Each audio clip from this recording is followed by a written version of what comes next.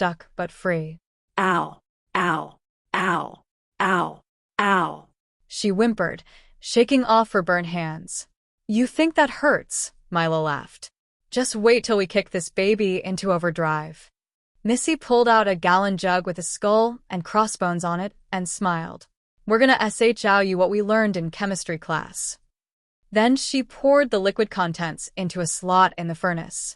Oh mon dieu no dash. KBO? The chemical reaction caused an explosion that fired Madame through the roof like a rocket with a trail of smoke on her burnt butt. She smashed through the roof and onto the main floor, that flooded with smoke and caused everyone inside to vacate onto the streets.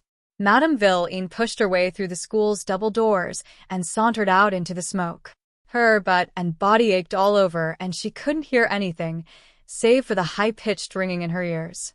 Then, once the ringing began to fade, she could hear the sound of her own coughs, and then the sound of strident laughter filled the air. Ha ha ha ha. Nice butt. No undies. These were just some of the taunts that the children viciously launched at Cecile as they all pointed and laughed at the sight of her plump, toasted buns. Not one to stick around to be ridiculed, Madame Vil Ene beat a hasty retreat. Not yet, Missy said, sticking her foot out and tripping Cecile as she attempted to escape. Snagging Cecile's foot, she fell head first into a pile of trash with her bare but exposed. The kids all pointed and laughed when Milo pulled out his slingshot and took aim. Thwack! Yow! Madame cried, leaping to her feet and rubbing her bare butt. She cringed in humiliated fury as the sound of children's laughter resounded through her ears. Later that week, it was revealed that due to the accident at the academy that it would be shut down. However, the facility was deemed unfit for use and condemned by the state in order to make room for a public park. As for the academy itself, it was moved to an even nicer facility in one of the nicest neighborhoods in Paris. Because of the controversy, the school brought in a great deal of donors and patrons who funded the school and the education of those scrappy youngsters for decades to come. Chief among them was one Victor Vil Ene, who sent his daughter as an emissary of goodwill. Cecile arrived at the school in a padded pantsuit, padded about the backside, that is, and was shown around the new school by the administrator. Cecile groaned in boredom and sneered at the various children she passed in the halls. As the old man prattled on proudly, he was suddenly pulled away for another pressing matter. Missy and Milo were standing nearby and saw Madame Vil Ene as she looked for a seat. The two rambunctious youngsters made quick work of a nearby seat and pushed it into view. Taking the bait, Madame Vil Ene sat down on the seat and Poink! Punctured her butt cheeks and the ice pack in her pants. Now then, the administrator said. Are we ready to continue, Dash? He stopped himself and started to laugh when he saw Madame standing there, rubbing her butt and grinning with rage as massive wet stains ran down her legs. Oh my, did you have an accident? Somewhere nearby, Madame Vil Ene could hear the strident laughter of children.